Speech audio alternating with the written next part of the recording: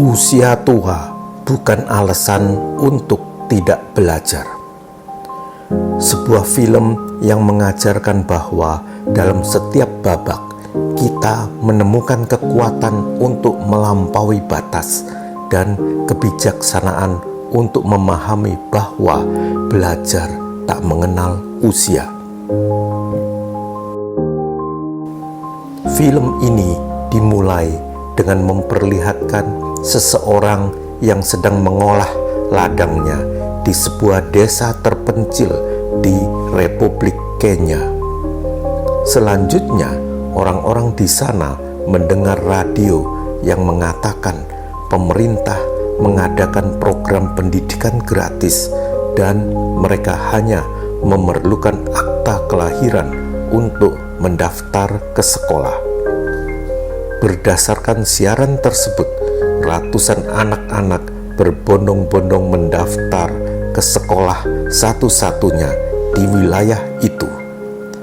Namun ada hal unik, ternyata ada seorang kakek bernama Maruge berusia 84 tahun yang juga ikut mendaftar.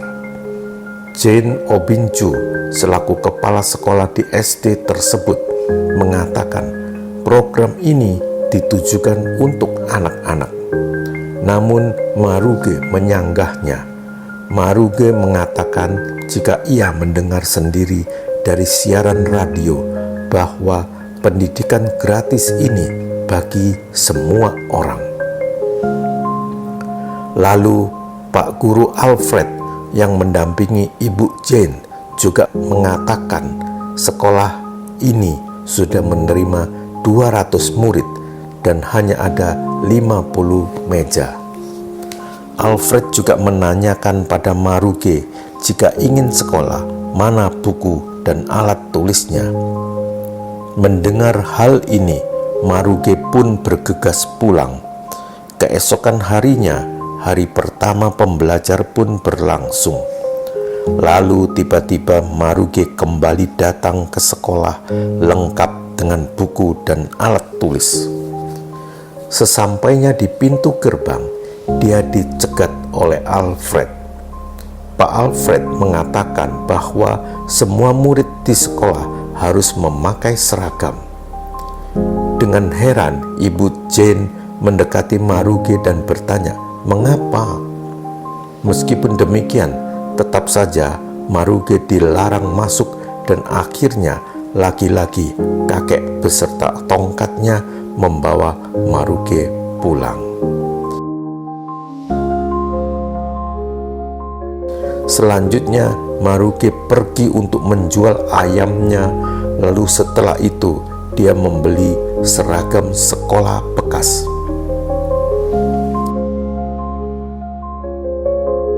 Pada hari berikutnya, Maruge kembali ke sekolah memakai seragam lengkap dengan buku dan alat tulisnya.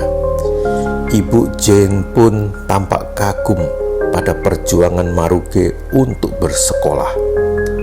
Hal itu dapat dimaklumi karena dulunya Maruge adalah pejuang kemerdekaan pasca melawan penjajah Inggris.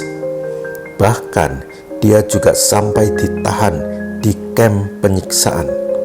Tapi itu tak menyurutkan semangat perjuangannya untuk memerdekakan negaranya. Oleh karena itu, tak heran jika Maruge tak menyerah walau telah ditolak beberapa kali. Kemudian Maruge memohon kepada Jane agar dia diterima di sekolah tersebut. Maruge juga berjanji jika dia akan menjadi murid yang baik. Jane selaku kepala sekolah pun dilema antara memilih peraturan atau kemanusiaan. Namun akhirnya Ibu Jane memilih menerima Maruge menjadi murid di sekolahnya.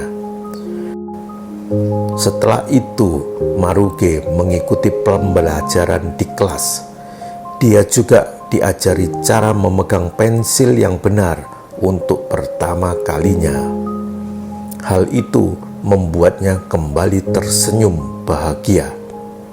Tapi kebahagiaan itu tak selalu bersamanya. Ketika malam hari, Maruge sering dihantui ingatannya akan masa-masa perjuangan. Dia pernah ditawan dan disiksa oleh tentara kolonial Inggris. Trauma tersebut berlanjut setiap malam. Kembali ke kelas, saat itu Pak Alfred memeriksa kedisiplinan murid dan mendapati pensil Maruge kurang runcing. Alfred menyuruh Maruge meruncingkan pensilnya. Maruge yang matanya sebenarnya tidak terlalu jelas saat melihat objek kecil seperti ujung pensil. Namun dia memaksakan diri, lalu ketika dia melihat serutan pensil, tiba-tiba Maruge lepas kontrol seperti orang aneh. Guru Jane membawanya keluar dan menenangkannya. Lalu di sini terkuaklah secuil latar belakang Maruge. Ternyata dia pernah disiksa dengan ditusuk pensil tajam ke telinganya. Hal itulah yang membuat dia trauma. Keseharian Maruge yang ikut bersekolah di SD formal mulai menarik perhatian warga setempat. Bahkan ada beberapa orang yang tidak suka dengan apa yang dilakukan Maruge. Tak hanya itu, kabar tentang Maruge yang masuk SD pada usia 84 tahun juga menjadi pemberitaan di Kenya. Namun tampaknya para orang tua murid keberatan dengan keberadaan Maruge di sekolah formal. Viralnya pemberitaan tentang Maruge membuat pengawas sekolah yang bernama Ki Putro melakukan sidak di sekolah tersebut. Ki Putro menentang kebijakan Ibu Jane yang menerima Maruge di sekolahnya. Terjadilah perdebatan antara keduanya, dan akhirnya Ki Putro meminta Jane memindahkan Maruge ke sekolah menengah dewasa. Jane yang merasa kasihan dan kagum dengan perjuangan Maruge untuk belajar, mencoba memperjuangkan nasib Maruge hingga menemui Menteri Pendidikan di pusat. Namun hasilnya nihil. Menurut Ibu Menteri, jika Maruge dibiarkan di sekolah formal, dikhawatirkan nanti akan banyak orang-orang tua yang ingin masuk ke sekolah formal juga. Hal itu akan mengacaukan sistem pendidikan serta menghambat pembangunan generasi muda yang lebih berharga. Setelah itu, Guru Jane pulang tanpa hasil yang memuaskan. Guru Jane kembali menemui Maruge sekaligus untuk memberikan kabar baik dan kabar buruk. Kabar buruknya, mulai keesokan hari Maruge tidak boleh lagi ke sekolah dasar. Dan kabar baiknya, Maruge masih bisa belajar di sekolah dengan murid yang lebih dewasa di sekolah lain. Akhirnya, dengan berat hati, Maruge pergi ke sekolah orang dewasa. Tapi di sekolah barunya itu, Maruge tidak bisa belajar karena para murid di sana melakukan hobinya sendiri dan tidak belajar. Maruge yang tidak nyaman memilih kembali ke sekolah lamanya dan menemui Ibu Guru Jane serta memohon untuk diterima kembali. Maruge mengatakan apa gunanya para pejuang rela mati untuk kemerdekaan jika rakyatnya masih terkungkung dalam kebodohan. Para rakyat harus belajar dan bisa membaca untuk mengisi kemerdekaan. Tak hanya itu saja, Maruge juga mengakui jika dia menerima sepucuk surat dan dia sangat ingin membacanya sendiri.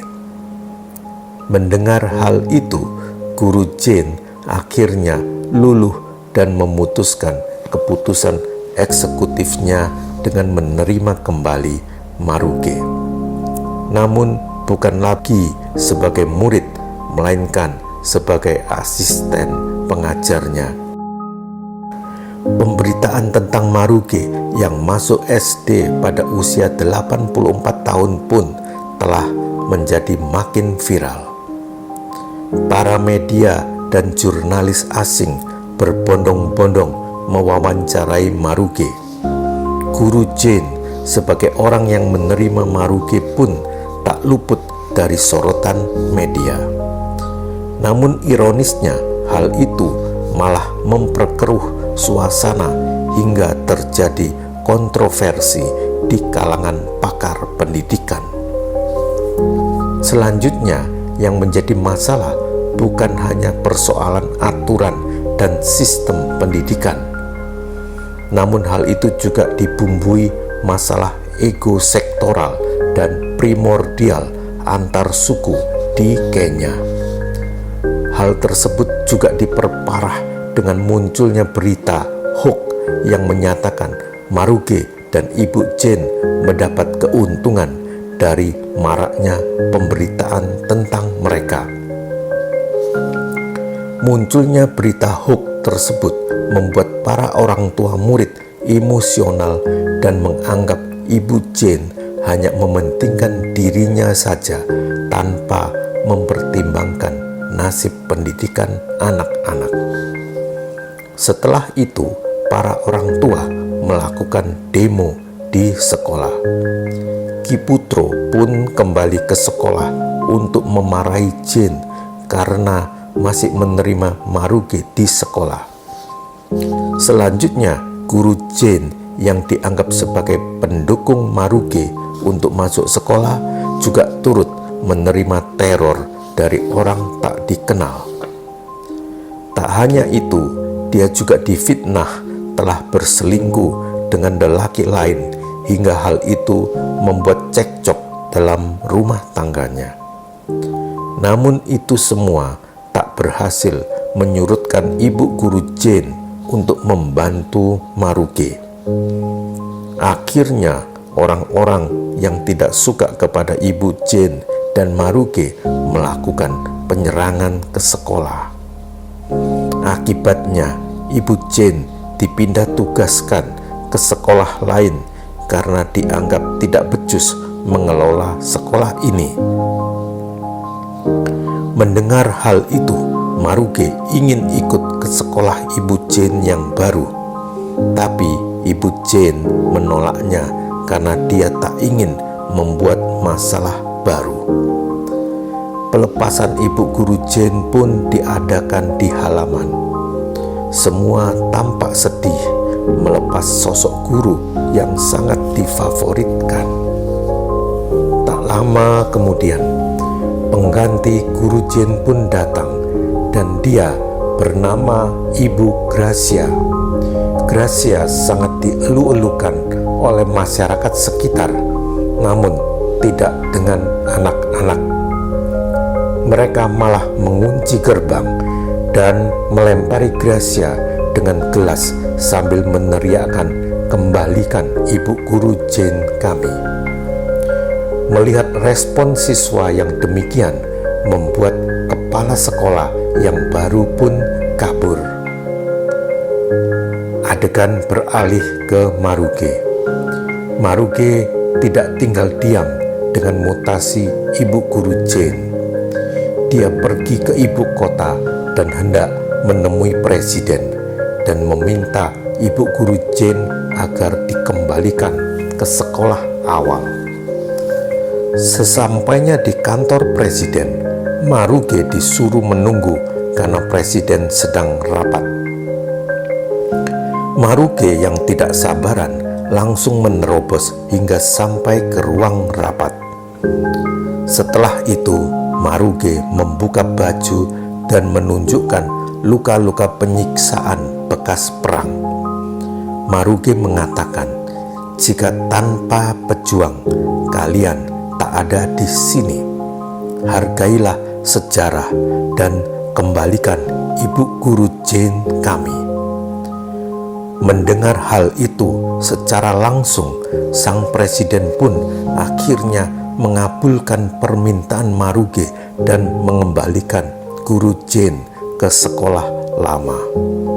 Keesokan harinya, guru Jane terlihat memasuki gerbang sekolah dan langsung disambut oleh Maruge dan para murid lainnya.